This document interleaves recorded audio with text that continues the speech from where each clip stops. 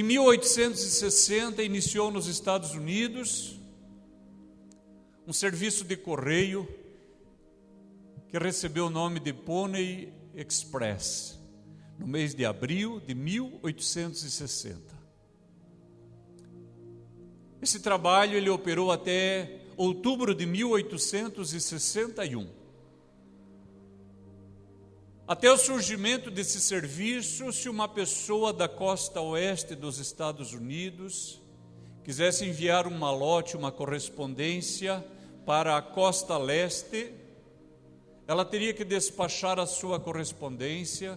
A correspondência desceria pelo Pacífico, entraria no Canal do Panamá, que na época ainda não existia, então seguiria pelo Istmo do Panamá, uma parte por terra, depois teria que ser embarcado outra vez num navio no Oceano Atlântico, subir em direção ao norte para chegar à costa leste. Ou então a correspondência deveria descer até o extremo da América do Sul, passar pelo Estreito de Magalhães, subir pelo Atlântico e chegar à costa leste. Uma viagem que durava meses. Mas quando a Pony Express começou a funcionar, eles adquiriram 500 cavalos. A cada trecho da estrada eram substituídos cavalos e cavaleiros. E a correspondência seguia incessantemente. E por causa dessa estratégia, aquele malote conseguia percorrer 400 quilômetros em 24 horas. E aquela viagem que era de meses, agora demorava apenas 11 dias. Uma carta saía de São Francisco, na Califórnia, e chegava a São José, no Missouri, em apenas 11 dias, por causa da força do cavalo. Um dia o profeta Jeremias, ele estava muito desanimado, ele estava cansado, exaurido, e ele reclamou com o Senhor. E o Senhor, em vez de concordar com ele, o Senhor disse para ele: se você te cansa correndo com homens que vão a pé, como você vai competir com cavalos? Em vez de o Senhor passar pano quente, o Senhor estava dizendo: levanta-te, apruma-te, anima, porque há batalhas ainda maiores e mais difíceis para você livrar. Basta somente que você olhe para mim. Você pode aplaudir ao Senhor, aleluia, glórias ao nome do nosso Deus. Eu quero convidar você, abra a sua Bíblia em Jeremias no capítulo 12. Justo serias, ó Senhor, ainda que eu entrasse contigo num pleito, contudo falarei contigo dos teus juízos, porque prospera o caminho dos ímpios e vivem em paz todos os que cometem o mal aleivosamente. Plantaste-os e eles arraigaram-se, avançam, dão também fruto. Chegado estás à sua boca, mais longe do seu coração. Mas tu, ó Senhor, me conheces. Tu me vês e provas o meu coração para contigo. Impele-os como a ovelhas para o matadouro e prepara-os para o dia da matança. Até quando lamentará a terra e se secará a erva de todo o campo? Pela maldade dos que habitam nela, perecem os animais e as aves, porquanto dizem: ele não verá nosso último fim. Então o Senhor respondeu a Jeremias: se te fatigas correndo com homens que vão a pé, como poderás competir com cavalos? Se tão somente numa terra de paz estás confiado, que farás na enchente do Jordão? Porque até os teus irmãos e a casa de teu pai, eles próprios se hão deslealmente contigo, eles mesmos clamam após ti em altas vozes. Não te fies neles, ainda que te digam coisas boas. Amém.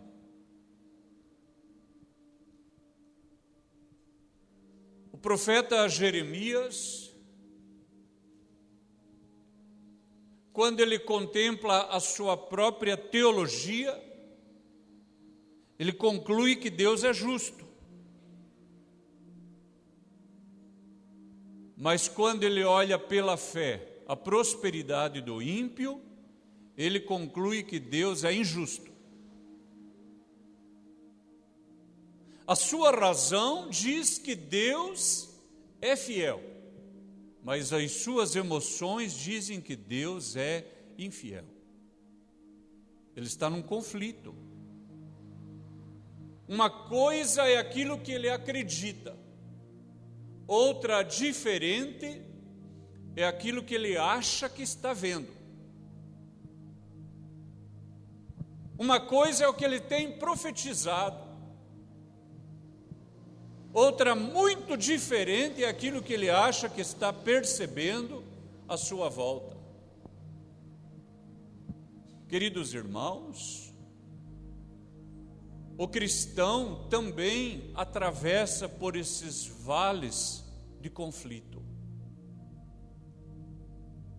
Possivelmente você que me olha nesta manhã já teve experiências assim, em que você disse que Deus é bom para o seu colega de empresa, você disse que Deus é fiel para o seu filho, para o seu amigo, mas depois nas lutas do seu dia, nos embates da tua vida, você reclamou com Deus, dizendo que Deus é injusto. Jeremias, ele sabe que ele vai perder a discussão. Eu acho maravilhoso pensar isso. Ele já se apresenta diante de Deus, disposto a falar, mas ele já sabe que ele vai perder. Porque ele inicia a sua fala dizendo: justo serias, ó Senhor, ainda que eu entrasse contigo num pleito. Queridos irmãos, especialmente você que está nesse conflito entre a sua razão e as suas emoções, entre as suas paixões e a sua teologia, essa divisão que você percebe dentro de você, essa cisão que há no seu ser, ela faz mal para a tua saúde.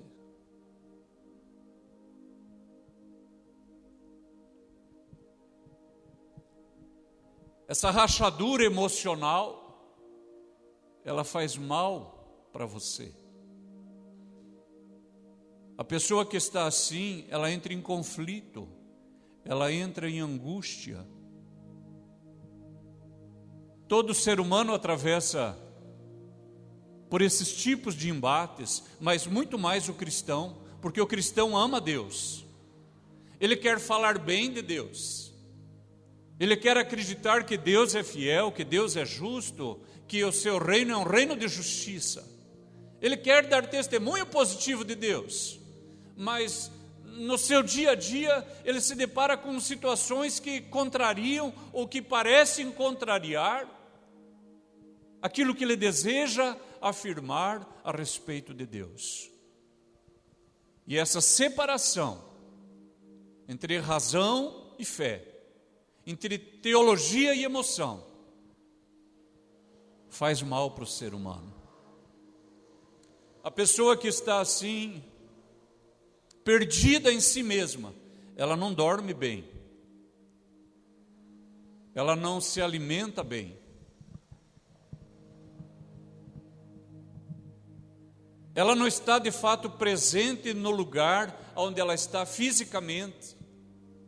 E às vezes lá no seu ambiente de trabalho, por causa desse conflito interior, ela pode ser um agente de risco para si mesmo e para os outros. Ela pode causar acidentes no ambiente de trabalho, porque ela está perdida em si mesma. Além disso, porque ela está lutando dentro do seu coração. As suas paixões estão todas voltadas sobre si mesma. Às vezes ela não dá a atenção devida às pessoas que estão à sua volta. E ela pode dar lugar a crises e a conflitos nos seus relacionamentos profissionais, fraternais, dentro da sua família, dentro do seu casamento. O Senhor nos trouxe aqui para operar uma cura milagrosa, que só o Espírito do Senhor pode fazer, para tornar a nos reunir todos num só corpo, o corpo de Cristo Jesus. Aleluia. Alegra o teu coração, porque a palavra de Deus, que é mais poderosa do que uma espada qualquer de 2 gumes, ela penetrará até a divisão da alma e do espírito em você, aleluia, e tornará unir estas partes que estão divididas. E quando você for embora nesta manhã, outra vez você dirá: só o Senhor é Deus, só o Senhor é Deus, aleluia, aleluia, aleluia, glórias ao nome maravilhoso do nosso Deus. Jeremias é um homem inteligente, Jeremias é um homem sábio, está nele o princípio da sabedoria, que é o temor do Senhor. Ele sabe que a sua argumentação, ela tem falhas estruturais. Ela sabe que o seu diálogo com o Senhor resultará em ele se rendendo à verdade de Deus. Mas por ser um homem inteligente, ele sabe que ele precisa desabafar. E Deus que nos criou, aleluia, e Ele nos ama. Ele sabe que quando o ser humano está assim, ele está como uma panela de pressão, e ele precisa falar. E Deus não cala Jeremias, Ele deixa que ele fale. Querida irmã que está aqui, querido irmão, moço, moça, as crianças que estão conosco, você precisa encontrar liberdade para abrir o seu coração. Você pode procurar a ajuda de um psicólogo. Você pode procurar a ajuda de um psicanalista, de um terapeuta. Porque cada uma dessas pessoas ouvirá você e você precisa falar. Você também pode procurar a ajuda do seu pastor. E o pastor ouvirá você. E frequentemente aquele escritório tem acolhido pessoas cuja necessidade maior é abrir o seu coração. O casal precisa ter liberdade de um conversar com o outro. Mesmo que a esposa já sabe que vai perder. Mesmo que o marido já sabe que não tem razão. Mas precisa falar. Onde está o Espírito do Senhor, aí a liberdade. Ainda que você está com uma mordaça de controle social. Porque aqui quem já lixou uma casa, aqui quem já passou massa corrida numa casa, sabe que se você lixar a parede, mesmo usando uma máscara, os pelos do seu nariz se encherão de pó branco. Alguém já viu isso ou só eu? E você estava com uma máscara. E aquele pó, ele mede 10 microns. A micra é a milésima parte do milímetro. E o vírus que se pretende combater com essa máscara de pano mede 0,1. Ou, para ser mais perfeito, 0,125 microns, porque é o plural. Então essa máscara, ela serve para amordaçar o povo, para mostrar o controle dos governos.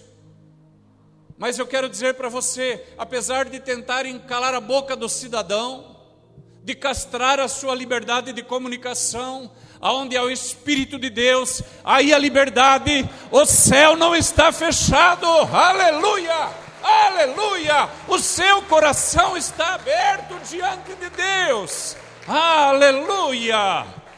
E se você deveria ter a liberdade de conversar com um profissional da terapia, e se você precisa ter liberdade para conversar com o seu cônjuge, um filho tem que ter toda a liberdade de abordar quaisquer assuntos com seu pai, com sua mãe. E muito mais, o crente tem que ter liberdade de abrir o seu coração para Deus. Eu quero te dizer, eu nunca me escandalizo com pessoas que brigam com Deus. Já falei isso outras vezes, eu não me escandalizo, porque a pessoa que briga com Deus, ela fala, eu sei que Deus existe, e está faltando alguma coisa acontecer, e eu não estou vendo a justiça de Deus, e ainda que eu sou pecador miserável e errado, eu sei que pelo sangue de Cristo, eu tenho acesso ao trono da graça de Deus, aleluia, oh aleluia, então eu posso falar, e você deve ter essa liberdade, na sua casa, na igreja, ajoelha, chora, ora, fala, Deus, eu estou igual a Jeremias, eu já sei que eu vou perder, eu já sei que no final eu vou me render, mas a verdade é que desde o começo eu quero me render, Senhor, eu quero me render aos teus pés, aleluia. Jeremias diz, Senhor, o ímpio prospera, eles agem perfidamente e prospera, o homem vil enriquece. E nota que quando nós estamos assim perdidos em nós mesmos, perdemos também a medida das coisas, aleluia,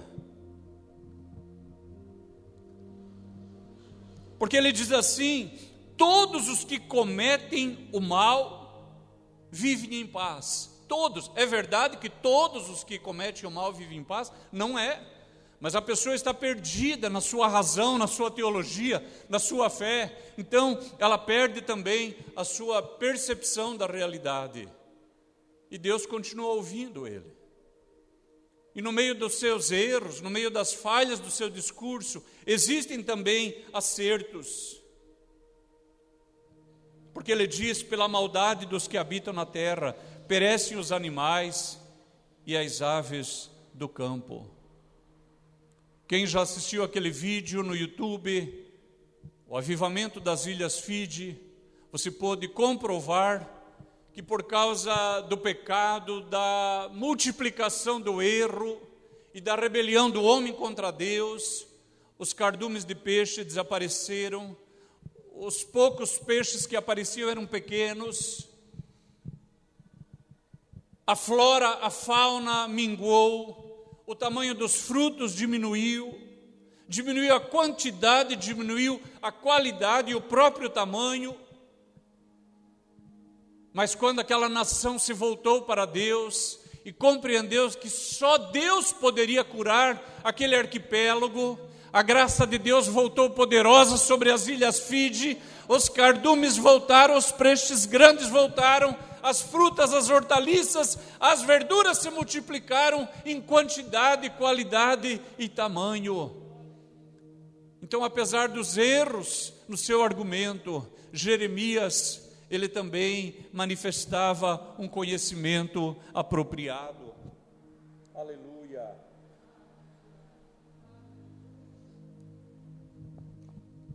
Não foi somente Jeremias que teve essa experiência ruim. Um dia Asaf, um homem de Deus,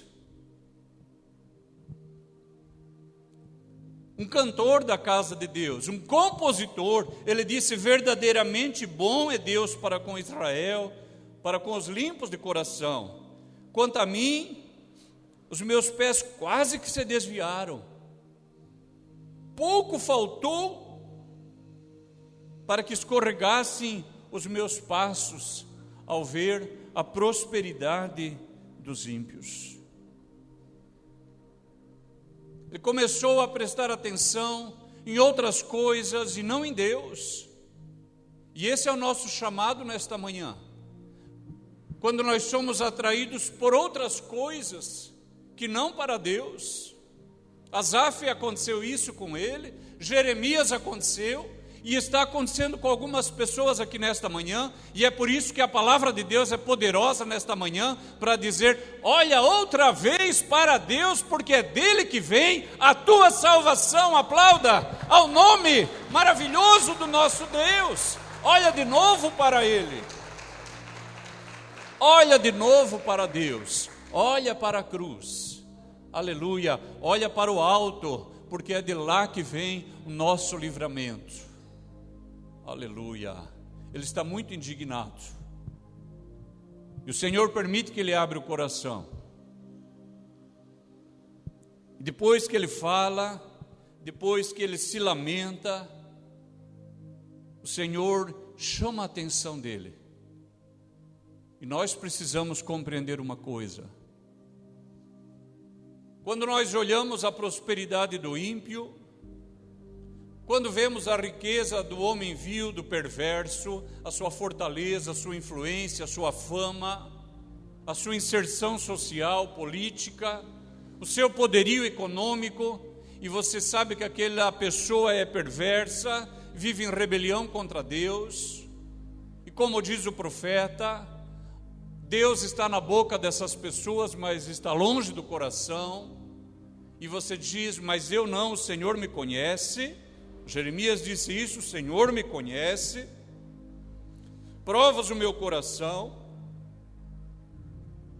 Uma pergunta precisa ser feita: isso que você sente em relação ao ímpio é um desejo de justiça? É mesmo um desejo que a justiça do Senhor se estabeleça, ou é inveja? Porque se for inveja, é um pecado tão grave quanto o do ímpio. E é duro ouvir isso, mas é verdade. Nós precisamos compreender isso que nós chamamos de justiça, e queremos que Deus haja com justiça. É de fato justiça ou é inveja? Jeremias ficou longe dessa conversa, mas Asaf teve a coragem de dizer e escrever isso no seu salmo, porque ele disse assim: quanto a mim, os meus pés quase que se desviaram, pouco faltou para que escorregassem os meus passos, pois eu tinha inveja dos soberbos. Notaram, irmãos? Está sentindo um holofote de Deus iluminando dentro de você aí? Está sentindo uma luz de Deus brilhando dentro de você, para ajudar você a compreender se o que você sente é de fato desejo de justiça ou se é inveja? Porque se for desejo de justiça, então há um problema nisso. Eu quero perguntar para você: é só o estranho, que é o ímpio, que é o perverso, que é o homem mau que está prosperando e que Deus o abençoa? Ou tem pessoas na tua família que também não servem a Deus? Tem pessoas dentro da tua casa que também agem perfidamente e elas também estão prosperando? Eu pergunto para você: você quer que Deus pese a mão no estranho e na tua família também, ou só no estranho? Porque se for só no estranho, justiça não é. Os irmãos perceberam? Porque Deus falou para Jeremias: até teus irmãos. Notaram que Deus agora começou a colocar as coisas no lugar, na cabeça e no coração do profeta? Ele olhou para fora, olhou para fora, olhou para fora e disse: por que o ímpio prospera, a terra sofre com essa gente? Falou: peraí, Jeremias, até teus irmãos, a casa de teu pai, eles próprios se hão deslealmente contigo, não te fies nele, eles clamam após ti, ainda que na tua presença digam coisas boas. E agora há uma pergunta, senhora, que nós precisamos responder: nós queremos mesmo justiça ou somos tomados de inveja? Agora olhem, querida igreja, a instrução do Senhor Jesus, falando do Pai Celestial. Cristo assim se expressou: eu, porém, vos digo, amai a vossos inimigos, bendizei os que vos maldizem, fazei bem aos que vos odeiam, e orai pelos que vos maltratam e vos perseguem, para que sejais filhos do Pai que está nos céus. E olha o que ele diz: porque faz que o seu sol é de Deus, a bênção é de Deus, ouro e prata vem do nosso Deus. O Senhor não pode fazer o que Ele quiser com aquilo que é dele? Notaram, irmãos, que esta palavra empurra nós para o nosso lugar? O Senhor não pode fazer. A Bíblia diz que riqueza e honra vem de Deus, ouro e prata pertencem ao Senhor, o nosso Deus. O Senhor Jesus diz que até o sol é do nosso Deus. O Senhor não pode fazer o que Ele quiser com aquilo que é dele? Frequentemente eu vejo campanhas de autoridades dizendo: não dê esmola no sinal, não dê esmola na rodoviária. Ué, o dinheiro não é meu? Eu não posso fazer o que eu quiser com o meu dinheiro, que eu trabalhei para ganhar? Você não pode fazer o que você quiser com o seu dinheiro? E a pessoa diz: não, mas ela vai usar em droga, ela vai usar em bebida. Ué, quando o dinheiro está na mão dela, não é dela? Você não faz o que você quer com o seu dinheiro? E agora eu pergunto: Deus não pode fazer o que Ele quer com aquilo que é dele? E se Ele quiser dar para a igreja, amém? E se Ele quiser dar para o ímpio? Amém, é dele. Amém, queridos? Você pode aplaudir ao Senhor no ato de fé, porque eu sei que está dura essa parte aí. Essa parte não é tão agradável, mas nós precisamos compreender: riqueza e honra vem de Deus, a mulher sábia é bênção de Deus, ouro e prata pertence ao Senhor nosso Deus. A Bíblia diz no Salmo 24, a terra, a sua plenitude, tudo que nela se contém, os homens, os animais, são do Senhor o nosso Deus. Então, lembre disso: o Senhor pode dar para a igreja que ora, que chora, batizada com o Espírito Santo. E o Senhor, o mesmo Senhor, porque Ele é o Senhor de toda a terra, Ele pode dar para o meu vizinho ímpio, rebelde contra Deus, maligno. Por quê? Porque Ele é o possuidor de todas as coisas.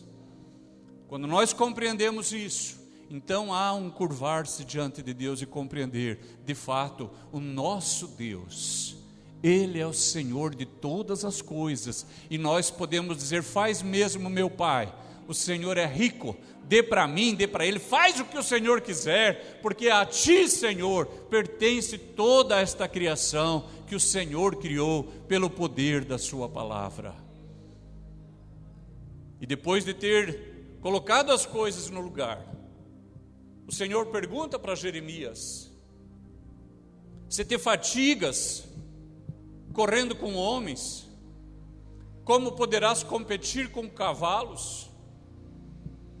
São Jerônimo, um dos pais da igreja, ele acreditava que uma boa interpretação desta palavra é que Israel até esse tempo somente tinha sido atacado pelos amonitas, moabitas, filisteus, ou seja, povos que não usavam cavalos. E que Deus estava dizendo: prepare-se, Jeremias. Você acha que está difícil? Prepare-se, porque vai piorar. Agora vão vir os babilônios montados em cavalos. Eu discordo de São Jerônimo, porque os irmãos notem que Deus aqui lhe refere a duas experiências. O Senhor fala assim: se te fatigas andando com homens que vão a pé, como poderás competir com cavalos? E depois o Senhor, na segunda parte do versículo, diz assim: se estás confiado numa terra de paz, como procederás com a enchente do Jordão? Eu discordo de São Jerônimo. O Senhor estava trazendo à memória de Jeremias as experiências do seu povo e dizendo: ô Jeremias, olhe para mim, Jeremias, tira os olhos dessas coisas. Porque, irmãos, toda vez que nós tiramos os olhos do Senhor, nós começamos a nos perder em nós mesmos e depois nos perdemos dele. Nesta manhã o Senhor está chamando igreja, igreja, igreja linda, igreja amada. Olha para mim, igreja, olha para mim. Eu sou a tua luz, eu sou a tua salvação. Eu é que darei vitória para você, aleluia. Eu que posso perdoar os teus pecados, eu que posso restaurar tua saúde, prosperar a tua vida, eu que posso multiplicar o teu salário. O Senhor está dizendo: olha para mim, para de pensar se eu sou justo ou injusto, olha para mim. O Senhor estava dizendo: ô Jeremias, olha para cá, Jeremias, e eu vou fazer você se lembrar, Jeremias, um dia terrível na vida do meu povo. Aleluia! Quando exércitos com carros e cavalos perseguiram o meu povo, aleluia, e eu agi poderosamente, e eu posso fazer essas coisas ainda, aleluia. A Bíblia diz que quando Israel viu Faraó com os seus exércitos, seus cavalos, seus carros, encurralando o povo do Senhor, se apavoraram, murmuraram, reclamaram. Mas Moisés, o homem de Deus, disse: não temais,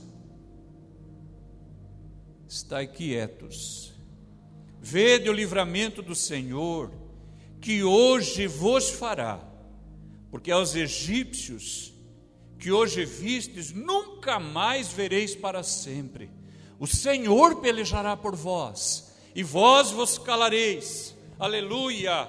E o Senhor disse a Moisés: levanta a tua vara, estende sobre o mar, fende-o, para que os filhos de Israel passem pelo meio do mar a seco. Aleluia! Aleluia! É disso que Deus estava falando para Jeremias. É disso que Deus estava falando. Que amonita, que filisteus, o Senhor estava dizendo: não interessa quem é o seu inimigo, nem não interessa de que maneira se apresenta o teu adversário, olha para mim, eu darei vitória para você, aleluia, glória a Deus. Então Moisés, depois de o povo do Senhor passar, estendeu a sua mão sobre o mar, e o mar retornou a sua força ao amanhecer. Os egípcios fugiram ao seu encontro, e o Senhor derribou os egípcios no meio do mar, porque as águas, tornando, cobriram os carros e os cavaleiros de todo o exército de Faraó. Aleluia! É disso que o Senhor está falando. Olha para mim, olha para mim. O Senhor, Ele disse: se tão somente numa terra de paz estás confiado, como você procederá na enchente do Jordão? Queridos irmãos, o tipo de terreno pode agravar terrivelmente uma batalha. O tipo de terreno pode determinar inclusive a vitória ou a derrota. Mas a palavra de Deus diz que quando uma mulher profetiza chamada Débora, mulher de Lapidote, quando ela creu no Senhor, na palavra do Senhor, e olhou somente para Deus, porque era uma mulher santa, uma mulher de fé, os seus olhos estavam somente em Deus, independente do tamanho dos inimigos, e os inimigos não eram poucos, nem eram fracos, eles tinham 900 carros de ferro, há 20 anos subjugavam Israel, mas uma mulher que olhou para Deus e creu, ela profetizou a vitória do Senhor. Que nesta manhã o Senhor levante aqui profetas e profetisas para dizer: a vitória vem do Senhor. Que quando alguém olhar para você cabisbaixo e triste, você possa dizer: a vitória vem do Senhor. E quando eles se encontraram no campo de batalha, olha o que ela diz: até as estrelas guerrearam contra o inimigo. Aleluia! Até as estrelas. E ela diz assim: e aquele ribeiro, o antigo ribeiro, sabe o que ela estava falando? Todo mundo conhecia aquele ribeiro. É como você passar o corguinho ali no final do Rio da Mandarino, todo mundo sabe que isso ali não é nada. Ela disse: o antigo ribeiro, está todo mundo acostumado. Mas naquele dia, aleluia, o Senhor, Ele mudou o terreno do inimigo. A Bíblia diz que aquele ribeiro, ele cresceu, transbordou, aleluia. Os cavalos quebraram os cascos nas pedras, e Deus deu vitória para o seu povo, aleluia. Deus pode mudar o terreno do adversário. E para finalizar, o Senhor falou dos carros, e Ele falou do Jordão, porque às vezes nós nos esquecemos dos atos salvadores de Deus, e o próprio Deus que já realizou esses atos livradores na nossa vida, Ele mesmo precisa então renovar a nossa memória, aquilo que Ele já fez, aleluia. O Senhor disse a Josué, o povo do Senhor está voltando para casa, 430 anos haviam se passado desde que eles tinham saído daquele lugar, e agora o Senhor está trazendo eles de volta para o seu lugar. O Senhor havia dito, eu vos levei sobre asas de águia, e agora é tempo de voltar para casa. E quando eles estão já perto da sua casa, as pessoas cansadas, afatigadas, 40 anos no deserto, mulheres grávidas, crianças, o fardo que precisava ser carregado, e quando eles chegam na beira do Jordão, a Bíblia diz que o Jordão transbordava em toda a sua ribanceira. Se já era ruim de atravessar, agora estava pior. A Bíblia diz que o Jordão transbordava todos os dias da cega. Mas lembre-se, o Deus que piora o terreno do inimigo, aleluia, Ele pode melhorar o teu terreno, aleluia, e viabilizar a tua travessia, se você olhar para Ele, aleluia, se você deixar de achar que existem injustiças em Deus, mas olhar para Ele. O Senhor disse para Josué, ô Josué, este dia eu começarei a engrandecer-te perante os olhos de todo Israel, para que saibam que assim como fui com Moisés, serei contigo. E o Senhor deu instrução a Josué, e a Bíblia diz que quando aqueles que levavam a carga chegaram até o Jordão, levando a arca, os pés dos sacerdotes molharam na borda do Jordão, e quando molharam na beira do rio, as águas pararam, parou. E as águas foram se levantando no monte aqui, e virando uma represa na direção de Adã, uma cidade para cima do rio, foi levantando igual uma represa, e daqui para baixo, a água foi secando até Sartã, e os sacerdotes entraram e pararam no meio do rio, com a arca do Senhor de toda a terra, aleluia. A natureza é curvada ao poder do nosso Deus, e o povo do Senhor passou. Eu quero orar por você, coloque-se de pé por favor, aleluia, glórias ao nome maravilhoso do Senhor.